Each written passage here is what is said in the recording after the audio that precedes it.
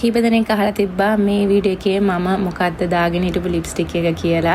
කොහොමද මම මේ කරපු ලුක් එකේ ටියුටෝරියල් එක පෝස්ට් කරනකොට ලිප්ස්ටික් එක පෝස්ට් කරේ නෑ. මොකද මට ඒක ඔයගොල්ලන්ට වෙනම පෙන්වන්න ඕන වුණ හින්දා. ඉතින් මම මුලින්ම ඇප්ලයි කරන්නේ මේ YSL number 11 කියන ලිප්ස්ටික් එක. ඒක ඇත්තටම මම ෂේඩ් එකට කැමති නෑ. හැබැයි මම කලිනුත් කියලා තියෙනවා මම කොහොම හරි එක ප්ලේ කරලා ඇප්ලයි කරනවා. ඉතින් ඒක ඇප්ලයි කරලා ඊට උඩින් මේ MAC එකේ powder kiss range කියන මල් it over කියන කලර් එක මේ විදියට ඇප්ලයි කරනවා. ඉතින් ඒක මම කෝඩ්ස් දෙකක් ඇප්ලයි කරා.